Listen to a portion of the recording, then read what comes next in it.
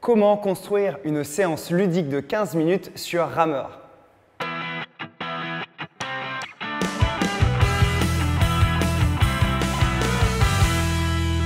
Bienvenue sur ma chaîne, je suis William, votre coach sur rameur Hinder. C'est un plaisir de vous retrouver aujourd'hui dans cette nouvelle vidéo. Avant de commencer, je vous invite soit à vous abonner à ma chaîne, à cliquer sur la petite cloche pour recevoir les dernières vidéos qui paraissent sur cette chaîne et à télécharger donc dans la description sous cette vidéo une séance de 45 minutes sur rameur où je vous promets que vous ne vous ennuierez pas du tout.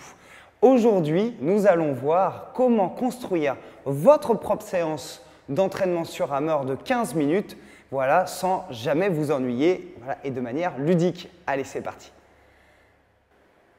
Si vous suivez ma chaîne, vous savez que je vous recommande principalement de commencer vos séances, de commencer l'activité du rameur par des séances de 15 minutes, 20 minutes, de décomposer voilà, vos séances, de ne pas faire des blocs de 5000 mètres ou 10 000 mètres, voilà, parce que c'est facile de programmer 5000 ou 10 000, sauf que vous allez vous perdre donc, dans ces activités-là et surtout, vous allez vous ennuyer. Voilà, vous allez vous ennuyer. C'est très bien de faire des 5000 et des 10 000 si vous avez des objectifs de performance, pourquoi pas, avec des intensités, mais par contre, pour toute autre activité, moi je vous conseille vraiment de décomposer vos séances en 15 minutes, 20 minutes, voilà. Et moi, quand je décompose mes séances, je fais des séquences régulièrement, voilà, je fais des séquences de 5 minutes ou 10 minutes au sein d'une séance de 15, 20 ou 30 minutes. D'accord ?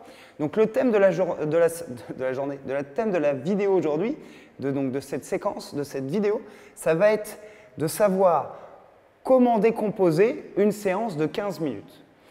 Donc je vais vous expliquer ça.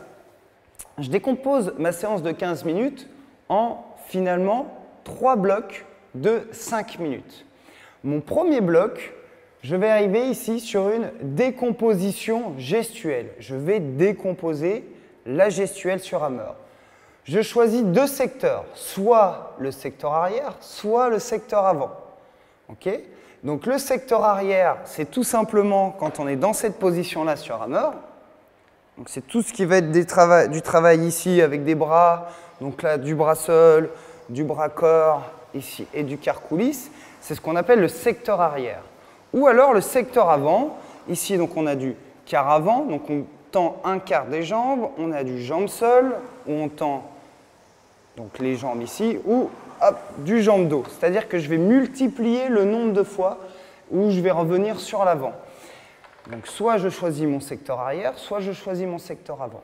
Donc par exemple, je vais prendre donc les 2 exemples. Secteur arrière, je vais faire 1 minute de bras seul, 1 minute de bras corps, puis 1 minute de quart coulisse. Et ensuite, je vais revenir 1 minute bras corps, 1 minute bras seul. Ça me permettra de faire un style de monter une pyramide en gamme et redescendre de gamme. Donc je vous refais voir. Par exemple, je ferai 1 minute de bras seul, comme ceci. Puis après, 1 minute de bras corps, comme ceci. Puis 1 minute de quart coulisse, comme ceci. Voilà. Et je reviens sur ma minute de bras corps, puis ma minute de bras seul. Voilà. Donc ça, c'est pour le cas du secteur arrière. Si vous choisissez de commencer votre séance par 5 minutes de décomposition gestuelle du secteur avant, du coup, je vous recommanderais de faire ça. 1 minute quart avant, donc c'est simplement juste le début d'extension des jambes, puis 1 minute de jambes seules, en tendant bien les jambes, puis 1 minute de jambes dos, ici. Donc jambes, puis j'ouvre le dos. Et je reviens sur 1 minute de jambes seules, puis 1 minute de quart avant. Voilà. Si votre objectif est de faire un peu de distance pendant votre séance, favorisez le secteur arrière, c'est là où vous allez faire plus de distance, parce que notamment sur le secteur avant, sur le quart avant, ben là, on n'entraîne pas beaucoup la roue. C'est plus un exercice de maintien de la posture, voilà, plus un exercice technique. Donc ça, c'est pour nos 5 premières minutes, décomposition gestuelle. Et là, on vient déjà de faire 5 minutes sans s'ennuyer. Une fois qu'on a fait le premier bloc donc, de décomposition gestuelle, on va faire un deuxième bloc donc, de 5 minutes avec variation de l'amplitude. Donc varier l'amplitude, c'est quoi? Et ben, pour moi, ça va être pendant 1 minute d'alterner 2 bras seuls et 2 longueurs, par exemple. Donc je vous fais voir. Donc pendant 1 minute, Je fais 2 bras seuls comme ça, hop, puis un longueur. 2 bras seuls, puis un longueur. Et donc ça, pour moi, c'est varier l'amplitude du mouvement, voilà, pendant votre séquence. Donc pendant 1 minute, j'alterne 2 bras seuls, un longueur.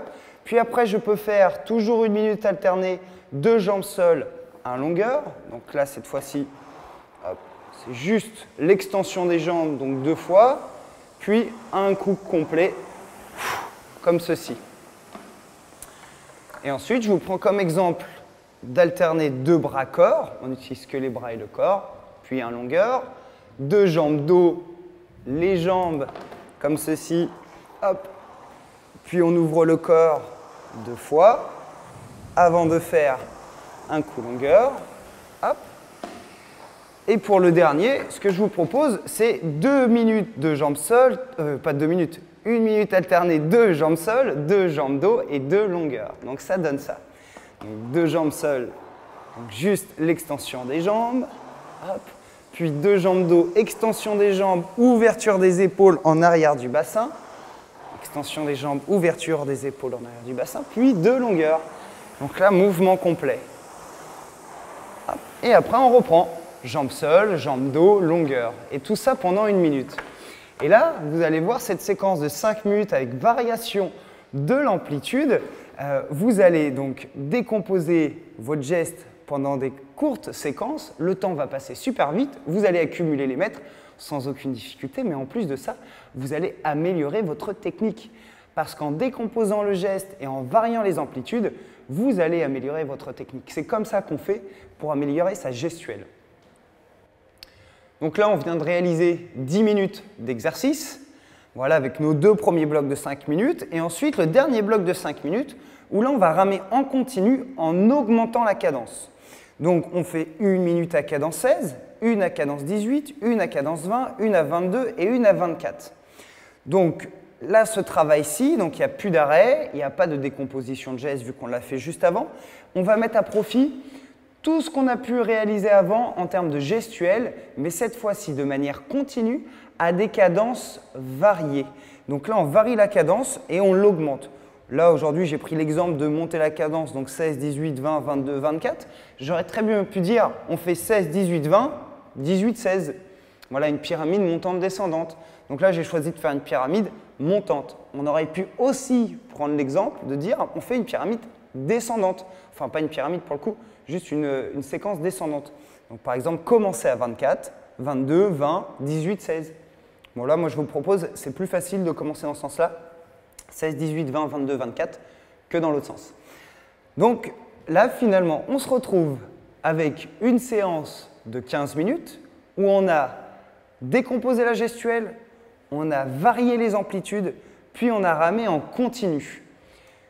Donc si vous appliquez cette méthode-là, vous allez pouvoir construire toutes les séances que vous voulez en connaissant les gammes, en connaissant donc les différentes amplitudes, en connaissant les cadences et en sachant un petit peu à l'intensité à laquelle vous devez être sur les cadences. Voilà. Donc là, vous avez toutes les billes pour construire votre séance de 15 minutes sans jamais vous ennuyer. Vous avez des questions sur comment réaliser une séance ludique et de qualité? Marquez-moi un message dans les commentaires de manière à ce que je puisse faire une vidéo en rapport avec votre question ou que je vous réponde directement dans les commentaires. Et n'hésitez pas aussi à mettre un message dans les commentaires pour nous dire un petit peu ce que vous faites à l'entraînement. Quelles sont vos méthodes? Qu'est-ce que vous utilisez comme variation d'amplitude, comme cadence, comme durée, comme distance? Quelles sont vos performances? Quels sont vos scores? Marquez-moi donc dans les commentaires tout ça. Ça nous permet tout simplement d'avoir un petit peu de contenu, de pouvoir échanger et que d'autres puissent s'inspirer aussi de ce que vous faites. En tout cas, vous êtes de plus en plus nombreux à nous suivre donc, sur la chaîne donc, William Lenné. Je vous en remercie. C'est un véritable plaisir pour moi que de vous donner tous ces renseignements, toutes ces informations sur la pratique du rameur indoor. Et encore une fois, si vous avez quelque chose, une idée ou quelque chose à me dire, laissez un message dans les commentaires et j'y répondrai avec grand plaisir. Et ben moi, je vous dis à très vite dans votre prochaine séance sur rameur. Allez, ciao!